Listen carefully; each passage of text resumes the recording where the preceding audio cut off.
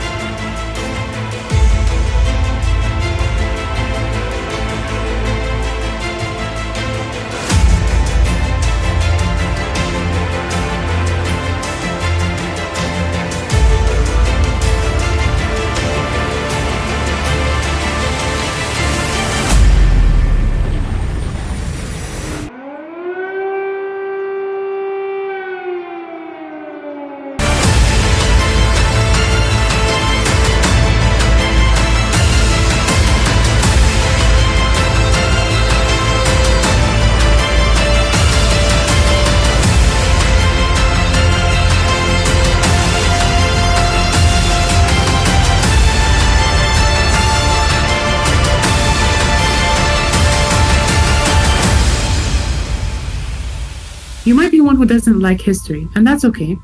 But to put into perspective how long wars have been with us, let's go back a long way. It all started when two of the earliest civilizations, the Sumers of the southern Mesopotamia, now south-central Iraq, and the Elams, just east of Mesopotamia, now southwest Iran, were at war because of the belief of threat to one another.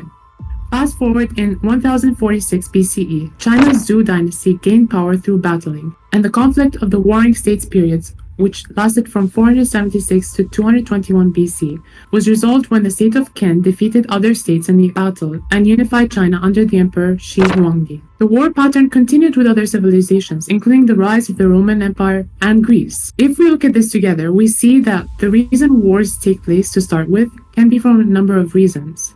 But the main ones are to either resolve inner political or territorial disputes, or gain power, as with most early civilizations. And guess what? We still see this in the 21st century. Nothing has changed since. The intentions of wars are still the same. Okay, now let's stop talking about the political history of wars and move to talking about how the Russian-Ukrainian War and the smaller political conflicts within this war affected multinational businesses and corporations such as McDonald's, Starbucks, and one of your most favorite companies. The Russian-Ukrainian War has affected lives, and it is important that we sympathize with the people who are going through harsh times. This episode of our podcast is essentially looking at the business aspect of the effects of the war, and we're not here to take any side, but rather looking into the economic and business perspectives. So there's been a lot going on with the Russia-Ukraine war, but something in the news recently that struck me was the Prigozhin, leader of the Wagner group in Russia. He staged a coup with some of his leaders and 25,000 men to storm the Russian capital of Moscow, but decided to pull back at the last minute, stating that it was simply a protest. But this has sent ripples through the news, all kinds of news articles. It could be a massive threat to Putin, but what it has seemed to do is show massive destabilization in Europe, and lots of political tension. So the question is kind of, what kind of ramifications do we think this is going to have, and what is this really saying? I mean, I read about that in the news, and I still don't know how to pronounce his name. Do you remember how you pronounce his name? So I just watched a video, and it's Prigozhin, I think. Prigozhin. Yevgeny Prigozhin had directed his forces along a major highway towards Moscow. Because it has an H. It has an H there, so. So when Prigozhin's army was retreating or falling back from the Moscow capital from its protest, as it put it, they reportedly took refuge in Belarus, And now this shows aspects of the Russia-Ukraine war spilling over into other countries in Europe and could potentially create further destabilization within the area. Okay, so looking through multiple articles about what Prigozhin's intentions were with his Russian military coup shows that he didn't necessarily want to criticize Putin's leadership or necessarily bring him down or weaken his power, but he really only, based on what he said, was that he didn't agree with Putin's signing a contract in the military, the fact that the military had to sign a contract.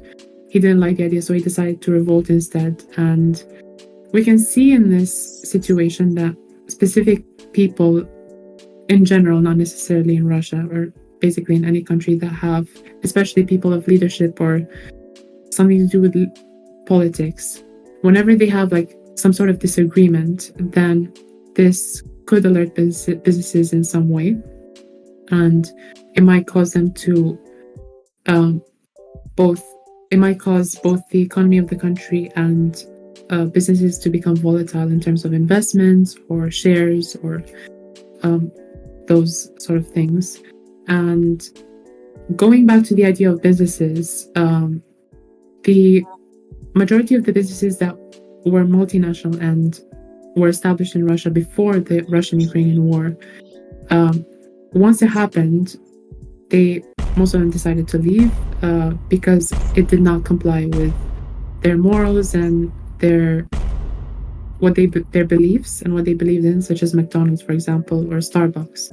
Yeah, so they basically left Russia because because the war didn't agree with their values, and that's that for multinational corporations. But however, it's important to note that the war itself, the Russian-Ukrainian War, which is a very big conflict and is spoken globally, and this small inner conflict in Russia can create uncertainty and can cause businesses to become volatile in terms of investments, of course. I know, Hamza, you mentioned earlier about why the Wagner Group marched to Kremlin because they had some disagreement over signing a contract. But I also read somewhere that Russia apparently authorized a strike on one of the Wagner Group's headquarters. But all those sources I'm not sure if the sources are reliable, because there's also arguments that it could have been Ukraine's forces which would have retaliated against the Wagner Group's activities in Ukraine. So I think that's a very interesting point to look at. It's interesting, but you know that obviously we're not judging any like articles or something, because different articles say different things and we don't specifically know which one is saying the truth or not, but we're just basically based on our interpretations of them. I've seen other articles saying that there was no bloodshed, and that if any bloodshed did happen, then that would weaken basically Russia's power.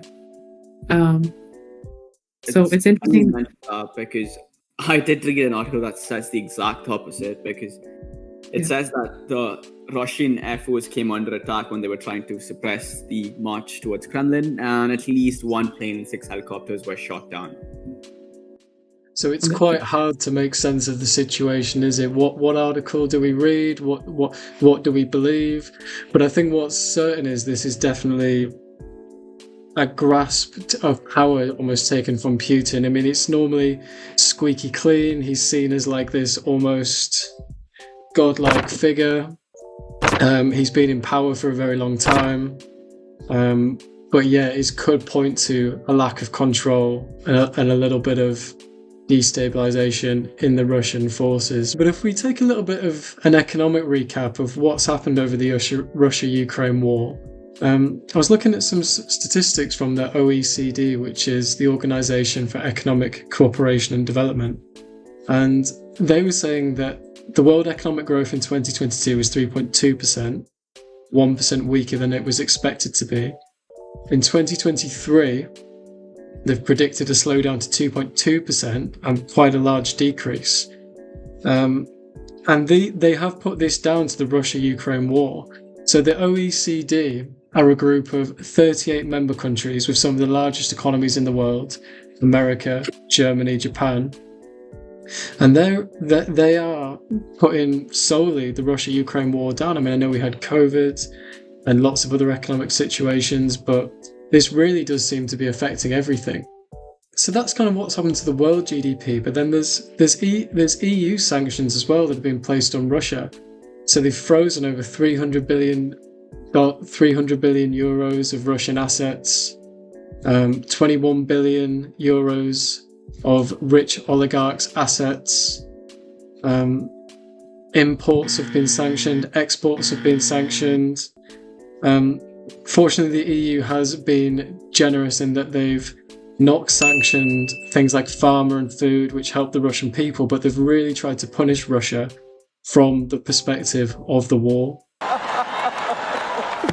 Oh, wow! You could argue the world isn't functioning as it should be in an optimal fashion. All these sanctions that are put on Russia, especially in terms of gas and oil, have massively affected Europe. Everyone in Europe will know about the inflation that has been rampant and hit and the rising interest rates. In terms of what's been reorganized, China in 2021 was getting 25% of all its oil from Russia. Now it's getting 36%. The Russian GDP took a massive dive at the start of the war, really, really down, and is now just starting to go positive, but you have to wonder what that's done to their economy. So this Russia-Ukraine war over the year and a half that it's been raging has really affected things from an economic perspective. But then there's the business perspective as well. You know, you just mentioned the fact that their economy was diving. Was that in 2022? Yeah, so I'm looking at a graph right here, and the war started in February 2022, which is about the moment their GDP started to drop negative. Their GDP had been previously dropping from positive numbers to slowing growth, as it were, but then when the Russia-Ukraine war started, that's when their GDP went negative, and it went quite largely negative. Well, do you mean GDP growth rate? Oh yeah, Kath, I did mean GDP growth rate for Russia. Yeah, so that's been massively declining over the period. Yeah, I know. Also, it's not Russia that's been affected by this war, as in Russia's actions is also starting to affect the rest of the world. So when Russia created the blockade in the Black Sea, it essentially caused a global food crisis, especially because Ukraine is the fourth largest wheat exporting country. And this created major implications, and the World Food Programme has warned that the blockade would push millions of people in Africa into a hunger, and up to 47 million people could be facing acute food insecurity by the end of the year. And this is a statement that they made in 2022. Wow. So by the end of the year of 2022, basically.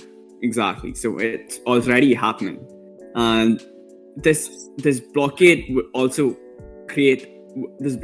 go on to create effects in the global economy, with the IMF predicting that the blockade could reduce global economic growth by up to 0.2 percentage points. So in many ways, the Russian war is also causing a global food crisis, along with the supply chain crises and the rest of the chaos that it caused in the world.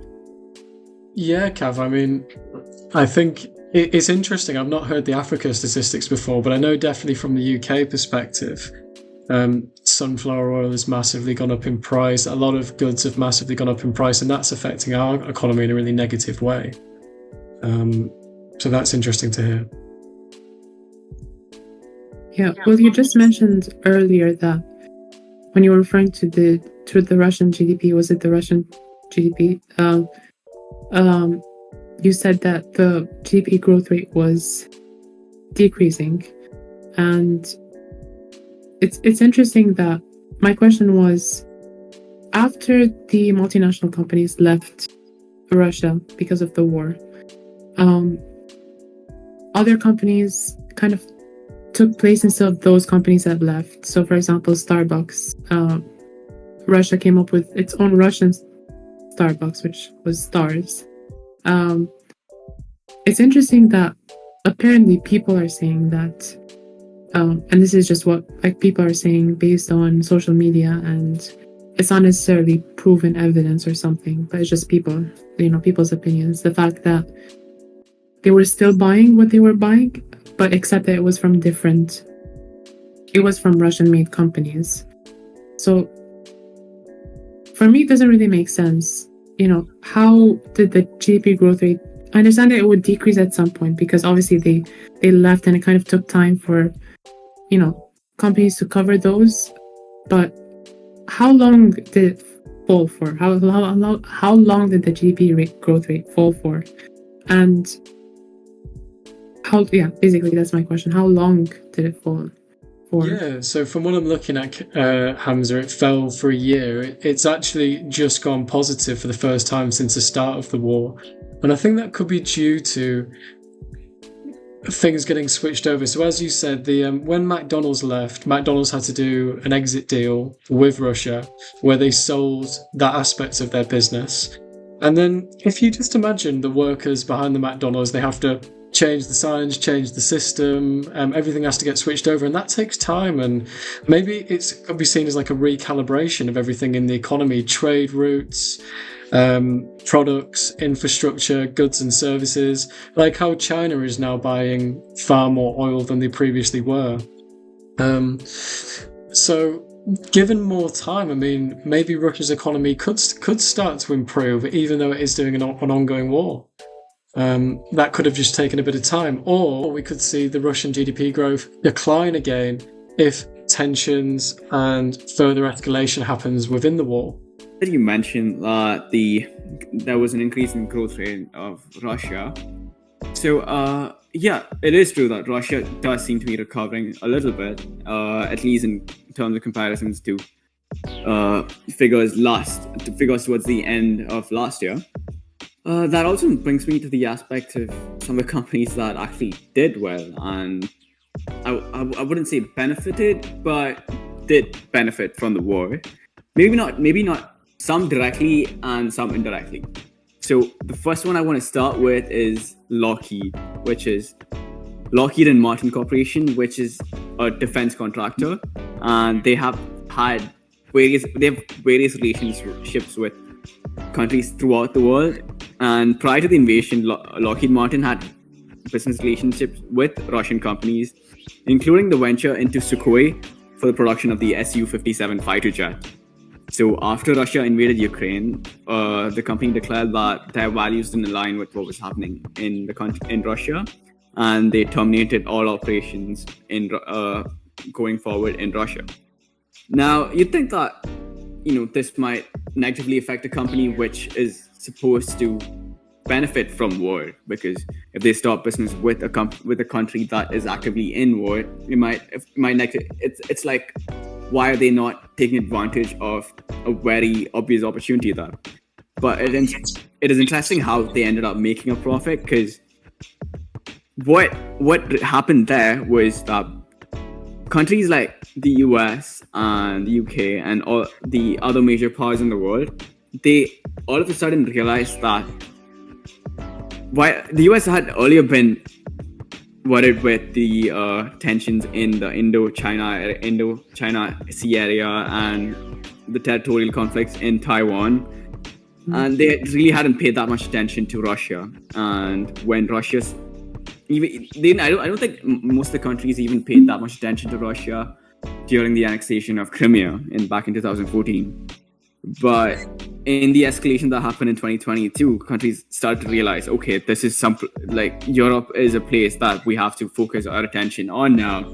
And countries started stockpiling weapons all of a sudden. And some of the companies that benefited are amongst Lockheed and Martin Corp, and even another big munitions company that's called Raytheon. So both of these companies received massive orders for weapons and missiles, and some of the missiles hadn't even been ordered in decades by the US government. So what we're really saying here is, Kaf, that there's been some companies that have massively benefited from this war, even if they have pulled out of Russia. Yes, they did. Like, the Pentagon made its first Stinger order in 2 decades for 1,300 missiles, worth almost $662 million with Raytheon. And that is a big purchase, especially considering the fact that they haven't made it in 2 decades. Also, what you're trying to say is that Lockheed Martin, I think, it's a car company, right? So it's interesting how they took advantage of. It's not a car; it's a weapons company. Wait, is it not? Wait, seriously? Yeah. No, wait. Is it not? So I looked at the stock prices movement for Lockheed Martin, and I noticed that there was a sharp increase in 2022, about 5 to 6 months away from the war. After the war escalated around between July and October, there was a sharp increase in the stock prices, like very sharp increase, and this was also around the time when U.S. defense contractors were undergoing parts shortages that is caused by the depletion of resources. So that just goes to show that they had such a massive amount of orders, so the surge in the orders that they got, or the contracts that they got, that they themselves were not prepared to handle that kind of an order. Or it goes to show that companies were essentially getting orders for weapons and munitions that were beyond the means of production that had existed. So, specifically referring to the Russian-Ukrainian War and the recent news about the Russian military coup, because that's also one of our smaller topics in today's podcast episode. And it's important to look at the volatility cycle of businesses. So typically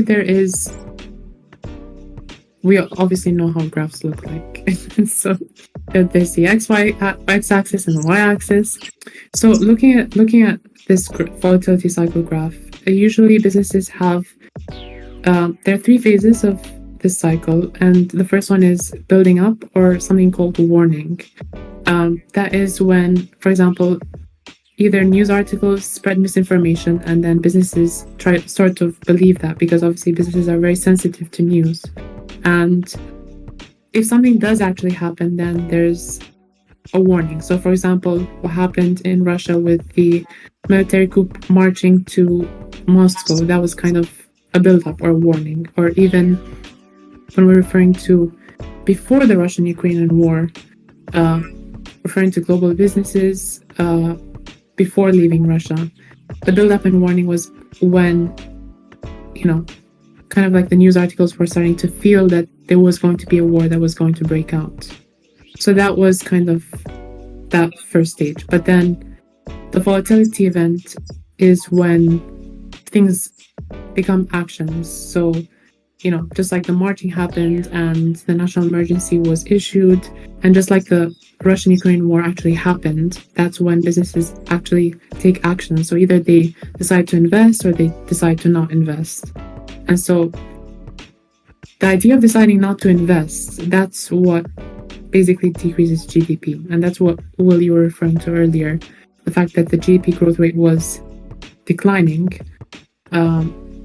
And that's why I asked my question of how long is it declining, and my suspicion was about why was it declining so much when other companies took over. Obviously, it did take like a period of time until they came up and took over, but then it shouldn't have been such a sharp decline. So we don't really know if these figures are, this is just my opinion. And again, because of the news spreading misinformation, we don't know exactly who to believe and if these are actually what happened. Or, sometimes countries could conceal the fact that, they've had growth maybe for specific reasons. But then the third stage of the volatility cycle is something called normalization. And I think that's what we were referring to when kind of Russia started stabilizing towards the end and their GDP growth rate was kind of increasing. And the normalization stage is when I'm assuming the other companies started taking over, and kind of McDonald's had its own Russian name, and Starbucks has its own Russian name, and so they all kind of took over. Hamza, you mentioned that about the volatility that existed in the market, and this was also seen in the stock market, where on February 24, 2022, the MOEX Russia index closed 33% lower, raising about $189 billion in shareholder wealth. And this has become the fifth most brutal one-day sell-off among the 90 global equity indexes that are analyzed by Bloomberg. So the sell-off is definitely triggered by a number of factors, like the sanctions and the closure of the Moscow Stock Exchange, and of course the volatility that is caused by the uncertainty and speculation surrounding the situation. That's interesting because stock markets are all around the world.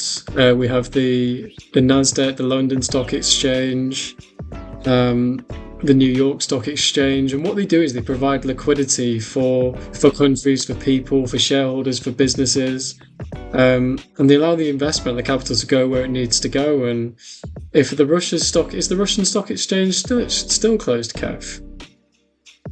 No, it did reopen around March 8th, 2022, but it still did remain volatile. Yes, I mean, even it being closed for 2 weeks, that would have had a massive effect on the Russian businesses. And do we know how stock prices are doing for the Russian market at the moment? Have they since recovered? Or? I'm not sure if the stock market is likely recovered, but if we are going by the indication of the climb in the growth rate, we could see a brighter future for the stock market in Russia. Yeah, the GDP growth rate is climbing. I mean, I'm looking at the MOEX now, and it seems it's recovered from an all-time low of 1,800 points to 2,800 points at the time of this recording, which is around the level that it was on the 24th of February 2022 when the Russia-Ukraine war started. But I mean, it's nowhere near the level that it was of the pre-war of 3,500, so still got a long way to go in terms of the Russian market. So my next graph doesn't necessarily look like the volatility cycle graph. It's basically a graph of the US stock market, but I am using this which is indicating kind of like the market crash, but I'm linking this to the volatility cycle because the volatility cycle is more of like a general graph that shows how businesses react in terms of investment or their shares. When it comes to businesses are obviously very sensitive and volatile in the economy. This is speaking in terms of like the economy in general. But in the US, for example, when we spoke about Lockheed selling ammunition and weapons, so the demand for them was kind of it was unexpected. The fact that their demand would increase, and so that is what I was linking to with basically, for example, being the US, such as the Cuban Missile Crisis. So that is when maybe the demand again for ammunition could have been either unexpected or expected, regardless. The fact that happened, the specific event happened, is in itself something that caused investments or businesses to react to. And so, investments at that time, the US stock market declined right after the Cuban Missile Crisis and the height of the Cold War. And so at that stage, businesses, because they saw that the stock market prices declined, that is where the volatility event in the volatility cycle plays in. That's basically when the investments probably declined. But as you said, some companies did benefit from something related to the war, the crisis, so their investment would have increased. So again, it's not really the same for every business. So some maybe national businesses would have benefited from wars or crisis or conflicts, but other businesses, like especially global multinational businesses, those might not benefit, especially if sanctions were applied or if they had any restrictions in terms of selling within the country, or if they especially had to leave, like in the case of, the Russian-Ukrainian War, when they had to leave Russia. That's really interesting, Hamza. I think we can learn a lot from history about previous wars and the future ramifications and what's happened with rebounds in the stock market and the economy and the political issues. But, the Russia-Ukraine war has been going on for over a year now. It's had some massive impacts on businesses. Just to kind of close up the podcast, really, how do you guys think... Let's say the Russia-Ukraine war ended tomorrow. What do we think would happen to businesses? Would everything just go back to normal straight away? I definitely think it would take some time for things to go back, because there is a lot of destabilization that has occurred during this war. People have been displaced. And there's a lot of destruction happened in terms of infrastructure as well. So both the countries would definitely need some time to build themselves back up, and even for businesses to return, I guess businesses would need some sense of normalcy in both the countries to return to Russia. That is, the ones that have left Russia before. So in my opinion, it would take at least, if it ended tomorrow, it would take at least like a year minimum for business, for the economy to begin to see improvement. I agree. Yeah, Sorry, I was going to say a tiny little thing, and I was going to say, what do you think, Hamza? But I'll just wait for this ambulance to go. I don't know if you guys can hear it. No, we can't. That's fine. Okay, right. I'll say. I agree, Kath. I also think there's a lot of trust issues there, and maybe things can't go back to normal. I mean, Hamza, what do you think? I think that everything takes time. So if the war were to end tomorrow, then it will definitely take a lot of time for the recovery process to come over and to actually put us back on track, put us, the world, and whichever country was affected by the war, to get back on track, and the economic situation to become, I wouldn't say perfect, because there is no perfect economic situation. There are always issues, and even during the war, we're still facing issues such as the climate crisis and AI taking over or something. So that's pretty much it. It does take a lot of time for businesses to get used to it, and we know, as we just mentioned earlier, that businesses are very volatile and very sensitive to anything that happens, including fake news, if there were any.